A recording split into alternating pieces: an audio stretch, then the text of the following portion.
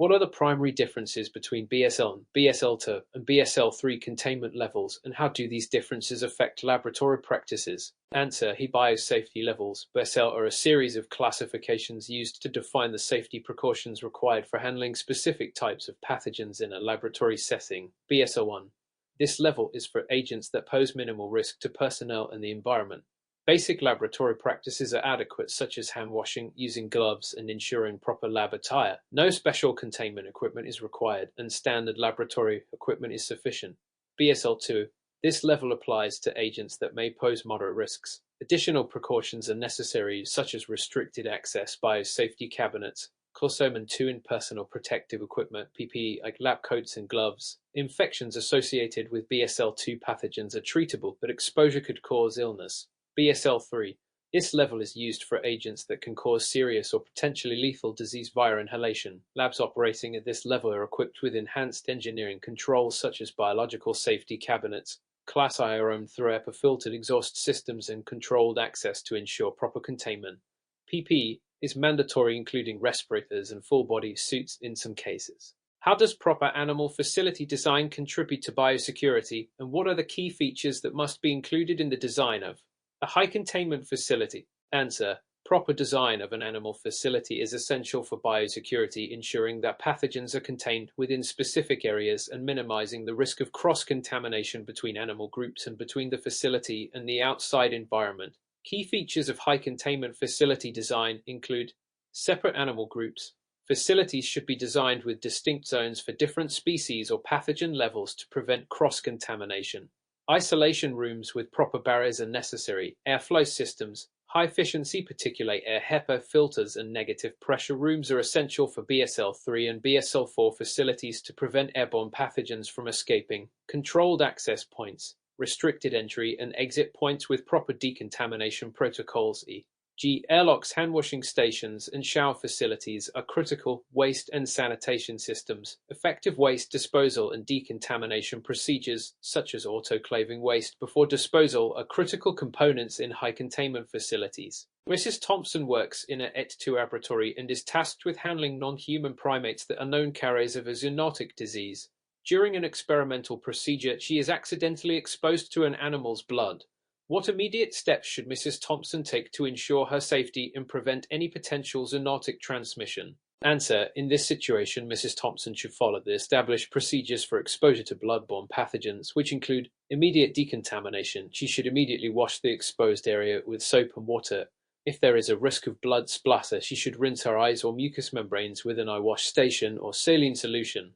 Notify the supervising personnel. She should report the incident to the laboratory supervisor and the occupational health and safety officer immediately. Exposure documentation and risk assessment. The facility's exposure control plan should be followed, including completing an exposure report and assessing the risk of zoonotic transmission. A health evaluation and potential post-exposure prophylaxis may be recommended based on the nature of the exposure. Medical follow-up. Mrs. Thompson should seek medical attention for any potential treatment or monitoring, such as a tetanus shot or prophylactic treatment for potential zoonotic diseases, depending on the species and the pathogen involved.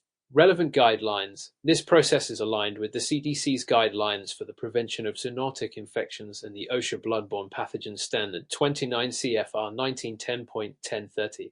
What are the best practices for preventing cross-contamination between different animal groups in a research facility, and why is it critical to implement these practices? Answer: preventing cross-contamination is crucial in maintaining the integrity of research results and ensuring the safety of both animals and staff. Key practices include physical barriers, designing separate rooms and equipment for each animal group, e.g. isolation rooms helps to minimize contact between animals from different species or research groups. Decontamination procedures, strict protocols for decontaminating equipment, cages, and surfaces between animal groups, including the use of disinfectants and sterilization procedures like autoclaving. Airflow control, Maintaining negative air pressure in rooms housing potentially infected animals ensures that airborne pathogens do not spread to other areas. Dedicated personnel and PPE. Assigning specific staff to particular animal groups and requiring personal protective equipment. PPE helps to prevent the unintentional transfer of pathogens between animal groups. Relevant guidelines. These practices are recommended in the Guide for the Care and Use of Laboratory Animals, 8th edition, published by the National Research Council and the CDNIR-BMBL.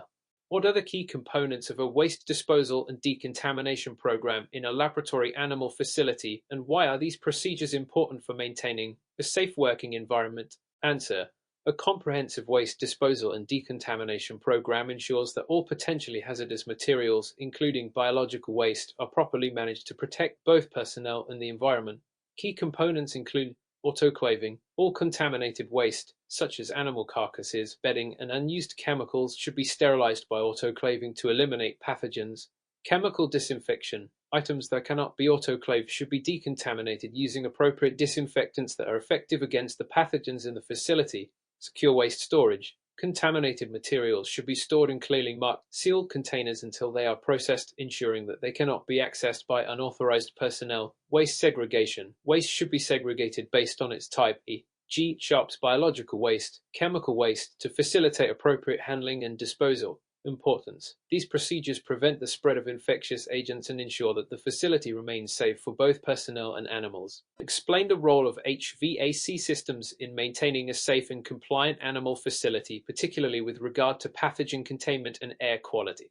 Answer: HVAC, heating, ventilation, and air conditioning systems are essential in maintaining a controlled and safe environment within animal facilities, particularly with regard to pathogen containment, airflow, and pressure control. HVAC systems must be designed to create negative pressure in isolation rooms and ensure that contaminated air is not allowed to escape into clean areas. This prevents cross-contamination between animal groups and minimizes the risk of airborne pathogens. Filtration. HEPA filters are a critical component of HVAC systems, ensuring that airborne particles, including viruses, bacteria, and fungi, are removed from the air before it exits the room. Temperature and humidity control. Proper regulation of temperature and humidity is necessary for both animal welfare and for preventing the growth of pathogens that thrive in specific environmental conditions. Relevant guidelines. The American Society of Heating, Refrigerating, and Air Conditioning Engineers ASHRAE and the CDC's Biosafety in Microbiological and Biomedical Laboratories outline the standards for HVAC systems in laboratory animal facilities. Mr. Patel is working in a Bear 3 facility and is tasked with cleaning the animal rooms after an experiment involving a highly contagious pathogen. He is unsure about the decontamination methods to use for the cleaning equipment and surfaces. What protocols should Mr. Patel follow to ensure effective decontamination and avoid cross-contamination? Answer: Mr. Patel should follow the following steps for decontamination. Personal protective equipment (PPE). Before starting the cleaning process, Mr. Patel should ensure that he is wearing the proper PPE, which may include gloves, gown, face shield, and respirator. Surface decontamination. All surfaces, including cages, benches, and equipment, should be thoroughly cleaned using an appropriate disinfectant effective against the pathogen involved in the experiment. Autoclaving or chemical sterilization. Equipment that can be autoclaved should be sterilized to kill any remaining pathogens. For non-autoclavable items, chemical sterilants should be used according to the manufacturer's guidelines. Air handling. Ensure that the HVAC system is functioning properly to maintain negative pressure and prevent contamination of surrounding areas. Post-cleaning procedures. Mr. Patel should properly dispose of contaminated materials and ensure that his PPE is removed and disposed of in designated areas. Relevant guidelines. The CDNIR-BMBL and ASHRAE standards for air quality control provide guidance on cleaning and decontamination procedures in BSL-3 settings. What are zoonotic diseases, and why is their management particularly important in laboratory animal facilities? Answer: zoonotic diseases are those that can be transmitted between animals and humans. Effective management of zoonotic diseases in laboratory animal facilities is critical to protect both the workers and the general public. Transmission routes. Zoonotic diseases can be transmitted via direct contact with infected animals, animal tissues, or fluids, as well as through vectors such as insects. Precautions. Standard precautions such as PPE, use proper handling and disposal of animal waste, and vaccination of personnel against specific diseases are essential in preventing zoonotic transmission. Management. If a zoonotic disease is suspected, immediate isolation of the affected animal and appropriate testing should be conducted. Infected individuals should receive medical care, and the facility should implement quarantine protocols to limit further exposure. Relevant guidelines: the CDC Zoonotic Diseases Guidelines and the NIH Guidelines for research involving recombinant DNA molecules outline necessary precautions for handling animals that may harbor zoonotic pathogens. How do cleaning and sanitizing procedures contribute to maintaining a safe and sterile environment in animal facilities, and what are the key steps in these procedures? Answer: cleaning and sanitizing procedures are essential for maintaining the sterility of the animal facility and preventing the spread of pathogens. The steps include pre-cleaning. Surfaces should be cleared of visible debris and organic matter before disinfection. After cleaning, appropriate disinfectants should be applied to surfaces, focusing on areas that come into direct contact with animals. Rinsing and drying. After disinfection, surfaces should be thoroughly rinsed and dried to remove any remaining disinfectant residue. Routine cleaning schedule. Regular cleaning of animal cages, equipment, and high-touch surfaces is necessary to prevent pathogen buildup. Relevant guidelines: the CDBMBL and the PA guidelines for disinfectants used in laboratories provide the necessary procedures for effective cleaning and sanitizing. How should animal care staff be trained to ensure compliance with occupational health and safety standards in laboratory animal facilities? Answer: occupational health and safety training is crucial for ensuring that staff are protected from potential hazards in the laboratory animal facility. Key elements of training include proper use of PPE. Staff should be trained in the proper use, care, and disposal of PPE to protect against biological, chemical, and physical hazards. Awareness of hazards. Training should cover the specific risks associated with the animals housed in the facility, including zoonotic diseases, allergens, and physical injuries from animals. Emergency procedures. Staff should be familiar with the emergency protocols in the event of an exposure to hazardous materials or animal bites, including the immediate steps to take and who to contact for medical assistance. Vaccinations and health monitoring. Staff should be encouraged to stay up to date with recommended vaccinations and regular health monitoring to protect themselves from occupational hazards. Relevant guidelines: the OSHA Laboratory Standard 29 CFR 1910.1450 and the CE-NIB-MBL provide detailed recommendations for occupational health and safety training. What are the key components of an effective infection control program in an animal facility, and how do you ensure that each component is being properly implemented? Answer: an effective infection control program in an animal facility includes several key components. Risk assessment, identifying potential sources of infection and evaluating the risk of disease transmission within the facility. This includes assessing animal populations, staff practices, and environmental factors. Surveillance and monitoring, routine monitoring for symptoms of disease among both animals and staff. Implementing diagnostic testing, e.g., PCR, serology to identify carriers of pathogens before they spread. Hygiene and sanitation, implementing strict cleaning and disinfection protocols. Facilities should ensure that all surfaces are disinfected according to established guidelines, and personnel must adhere to hand hygiene practices. Personal protective equipment, PPE, ensuring that all personnel wear appropriate PPE, gloves, masks, gowns, etc., to prevent cross-contamination between animals and between personnel. Isolation procedures, isolating affected animals and segregating incoming animals from established colonies to reduce the risk of infection. Explain the importance of preventive medicine in laboratory animal care and outline the general vaccination protocols for commonly used laboratory animals. Answer: preventive medicine is critical in laboratory animal care as it helps to maintain the health of animals, which is essential for ensuring valid and reproducible research results. Preventive medicine programs aim to prevent disease outbreaks, ensure that animals are free from pathogens, and provide early intervention when necessary. Vaccination protocols vary by species, but typically involve rodents. Vaccines are often administered for common pathogens such as Sendai virus, Killam rat virus, and mouse hepatitis virus (MHV). Protocols usually involve early life vaccination or when animals are introduced to a new colony, primates. Vaccinations for primates often include vaccines for diseases such as simian immunodeficiency virus, CIV herpes virus, and other diseases relevant to the species. Vaccination should be tailored based on the animal's health status and the potential exposure risks in the research environment. Canines, felines.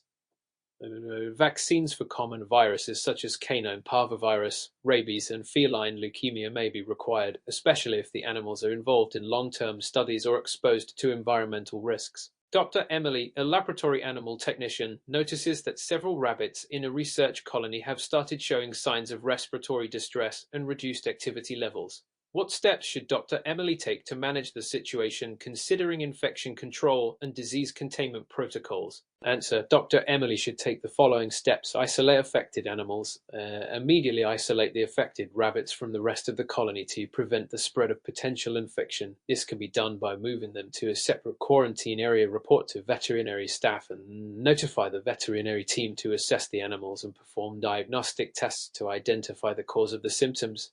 Conduct surveillance. Perform a comprehensive check on all animals in the colony to monitor for any other signs of illness, review recent arrivals, investigate any recent arrivals to the colony and determine if they may have introduced the infection, quarantine new animals upon arrival and monitor for symptoms, disinfection protocols. We will ensure that all equipment, cages and the environment are thoroughly disinfected to eliminate the possibility of spreading infectious agents, vaccination and treatment.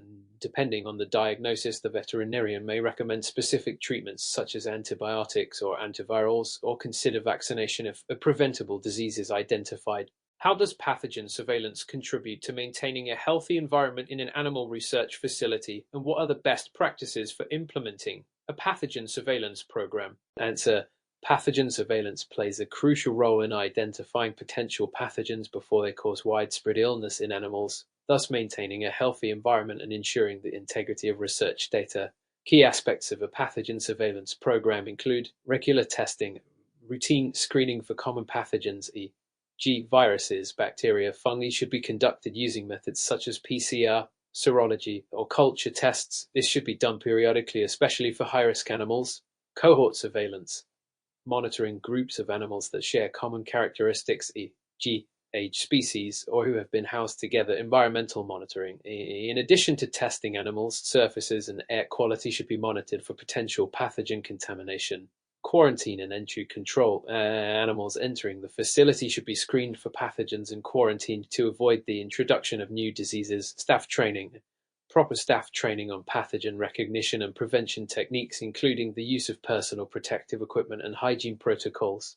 What is the importance of proper isolation protocols for diseased animals in a research setting, and how should isolation be managed to prevent the spread of infection? Answer: proper isolation of diseased animals is essential for controlling the spread of infectious diseases within a research facility. Isolation prevents pathogens from spreading to healthy animals and helps to limit the impact of disease outbreaks on research outcomes. To manage isolation effectively, quarantine area. A designated, controlled area should be used for isolating infected animals. This area should be separate from the main animal housing units, and access should be restricted to authorized personnel only. Physical barriers. Barriers such as sealed doors, high-efficiency particulate air, HEPA filtration, and negative pressure environments should be used to prevent airborne transmission. Disinfection protocols. All equipment and surfaces that come in contact with infected animals should be thoroughly disinfected. A specific cleaning protocol for the isolation area should be established to prevent cross-contamination. Monitoring and care. Isolated animals should receive close monitoring for clinical signs and veterinary care. Staff should be trained to identify symptoms and report them promptly. Documentation. Proper record-keeping of the isolation period, disease monitoring, and actions taken during the isolation process is crucial for regulatory compliance. Explain the factors that influence the determination of drug dosage in laboratory animals, and describe how the method of administration affects drug efficacy and safety. Answer: the determination of drug dosage in laboratory animals is influenced by several factors, including animal species and size. Different species have varying metabolic rates, so the drug dosage must be adjusted accordingly. Larger animals typically require higher doses. Age and health status. The age, weight, and health of the animal can affect how the drug is metabolized. Younger animals may require different dosages compared to adults. Sick animals may metabolize drugs differently, requiring adjustments. Drug characteristics. The pharmacokinetic properties of the drug e.g., absorption, distribution, metabolism, elimination, play a role in determining the appropriate dosage, method of administration. Routes such as oral, subcutaneous, intravenous, and intramuscular affect how the drug is absorbed and metabolized. For instance, intravenous administration leads to faster drug absorption and higher bioavailability compared to oral administration. Purpose of use. The dosage can also be influenced by whether the drug is being used for pain relief, anesthesia, or another therapeutic purpose. Administering the correct dose through the appropriate route ensures optimal therapeutic effects while minimizing the risk of adverse effects. What are the key principles of pharmacology and toxicology that are crucial for ensuring safe and effective drug use in laboratory animals? Answer. In laboratory animals, the principles of pharmacology, the study of drug action, and toxicology, the study of harmful effects of substances, guide the safe and effective use of drugs. Key principles include pharmacokinetics, understanding how the body absorbs, distributes, metabolizes, and eliminates a drug. This is essential for determining dosing schedules and ensuring efficacy. Pharmacodynamics, how the drug produces its effects in the body, including the mechanism of action and the relationship between drug concentration and effect. Toxicology, identifying the potential harmful effects of drugs, including acute and chronic toxicity. This involves studying dose-response relationships and identifying safe dosage ranges, safety margin, and ensuring that the therapeutic dose is far below the toxic dose, creating a safety margin to minimize the risk of adverse reactions. Species-specific reactions, recognizing that different species may respond differently to the same drug and adjusting protocols accordingly to minimize risks. Adverse drug reactions and monitoring for and managing any unexpected negative effects, including immune responses, gastrointestinal issues, or organ toxicity. What are the most commonly used drugs in laboratory animal research, and what are their primary uses? Answer. Commonly used drugs in laboratory animal research include anesthetics, isoflurane, ketamine, used to induce controlled states of unconsciousness for surgical procedures or experiments requiring immobilization. Antibiotics, amoxicillin and rofloxacin, prescribed to treat or prevent bacterial infections that may occur in laboratory animals, especially following surgeries or invasive procedures. Pain relievers, morphine, buprenorphine, administered to manage pain associated with surgery or injury. Pain management is crucial to maintain the welfare of the animal and to prevent pain from interfering with research results. Sedatives, diazepam, used to calm animals and reduce anxiety during procedures or when handling. Antifungals, itraconazole, used to treat fungal infections, particularly in immunocompromised animals. These drugs help to manage the health of laboratory animals, ensure their well-being, and facilitate research procedures. What methods and protocols should be followed to monitor adverse drug reactions in laboratory animals, and how can these reactions be mitigated? Answer. Monitoring for adverse drug reactions involves several methods.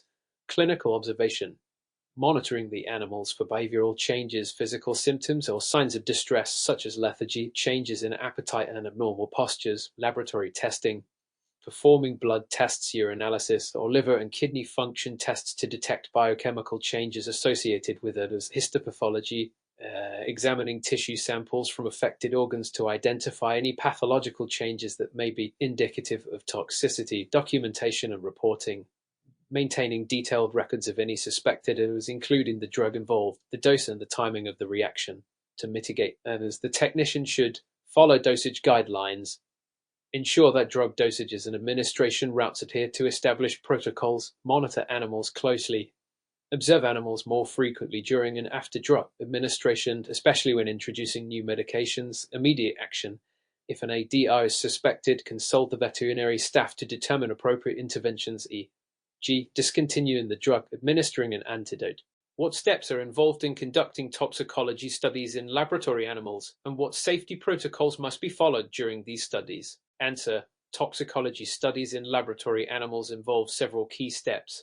Dose selection, determining an appropriate starting dose based on prior research, or using a dose escalation protocol to identify the no observed adverse effect level, NOAEL. Study design, developing a study that includes control groups, varying dosages, and appropriate time points for observing toxicity.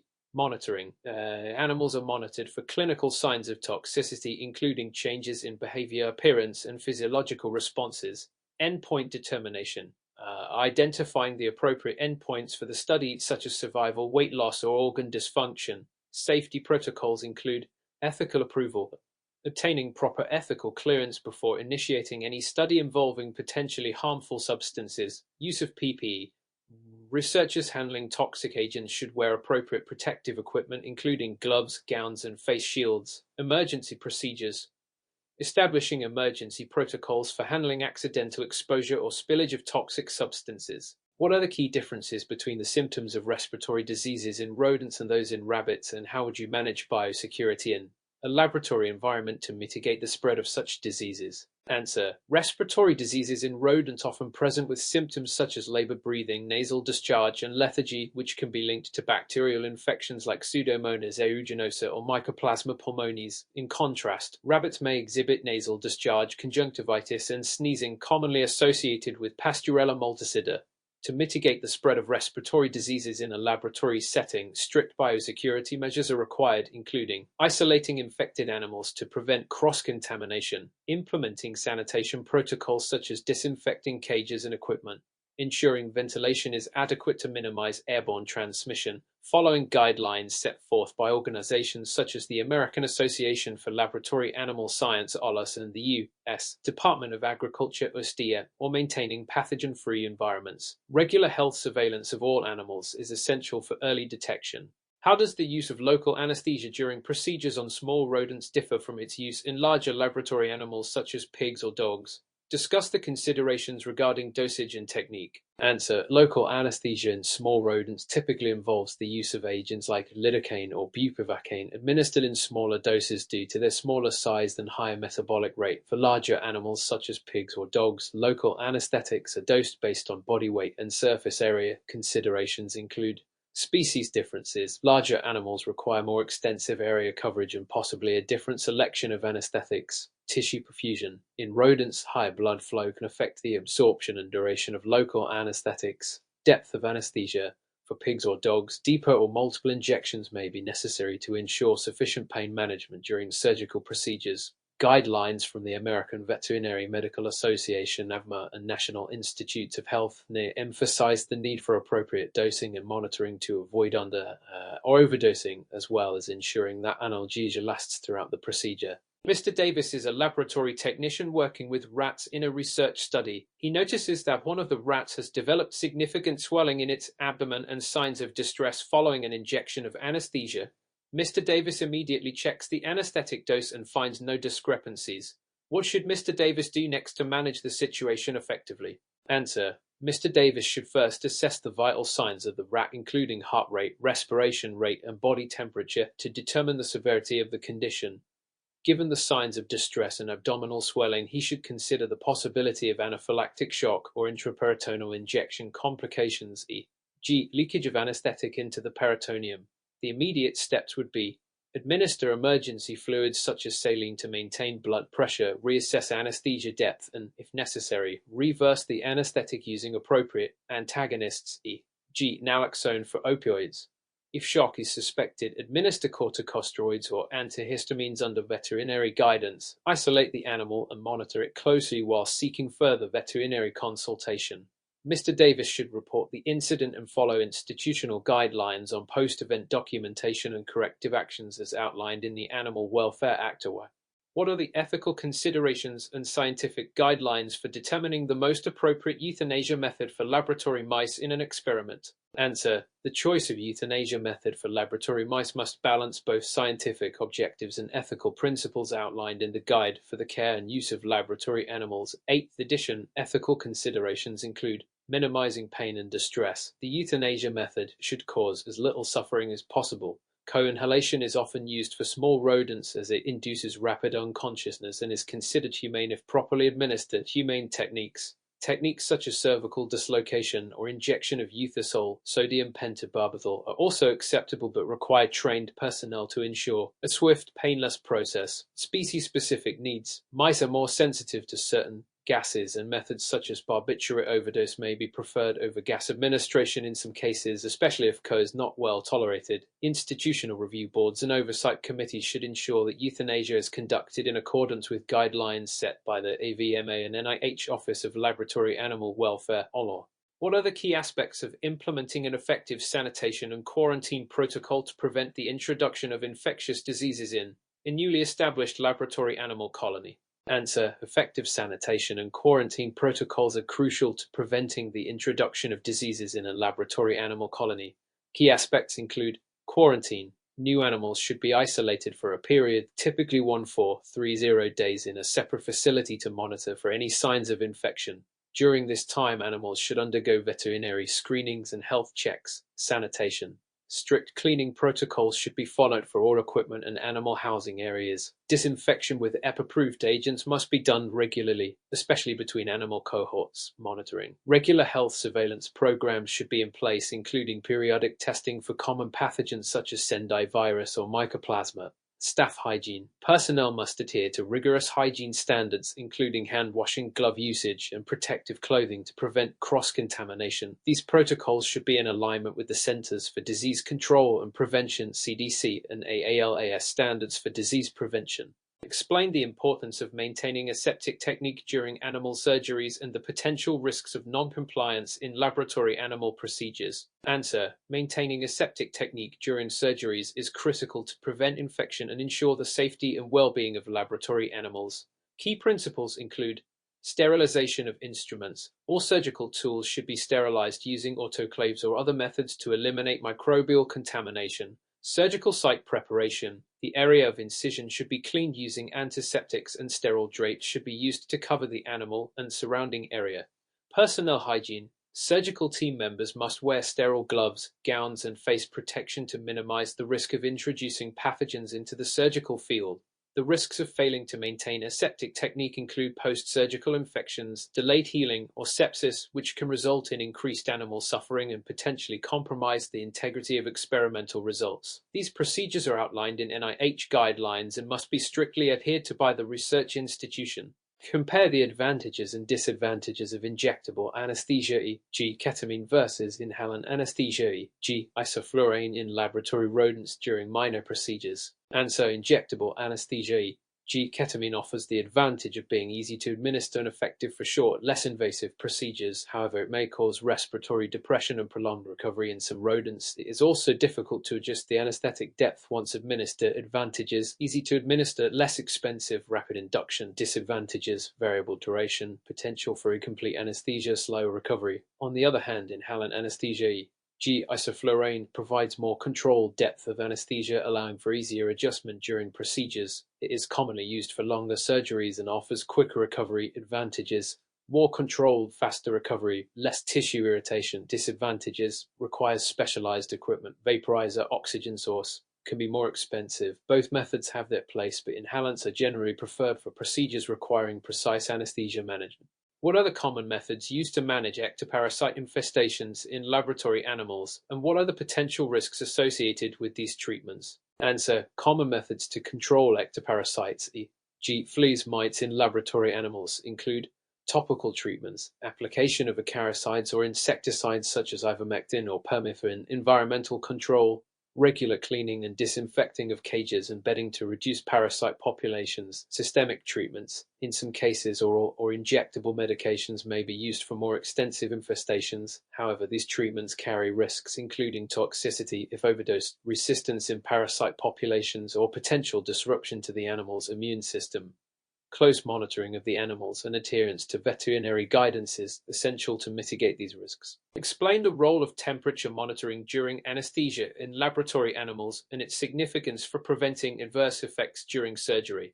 Answer: temperature regulation is vital during anesthesia, as anesthetic agents can interfere with the animal's ability to maintain normal body temperature, leading to hypothermia or hypothermia. During surgery, animals may experience a decrease in body temperature due to the anesthetic-induced suppression of thermoregulation. This can lead to increased risk of infection, slow recovery, and impaired tissue healing. Monitoring body temperature throughout the procedure is essential.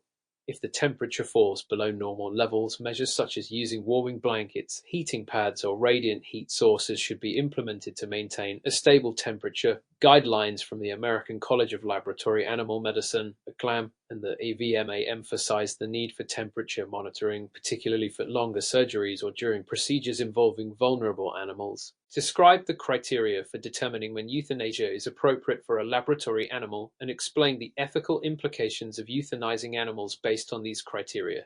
Answer: euthanasia is considered appropriate when an animal's suffering exceeds acceptable levels, when the animal's condition is incompatible with life or scientific objectives, or when continuing the animal's care would cause undue distress. Key criteria for determining euthanasia include clinical signs of severe pain or distress that are unmanageable with analgesia, failure to recover from anesthesia or other treatments indicating poor prognosis, progressive diseases or conditions that are incompatible with life or experimental integrity. Ethical implications involve balancing the duty to minimize suffering with scientific necessity. The AVMA guidelines for the euthanasia of animals emphasize the need for a humane, quick, and painless death to reduce animal suffering. Euthanasia decisions should be reviewed and justified by ethical committees to ensure that it is in line with research goals and animal welfare regulations.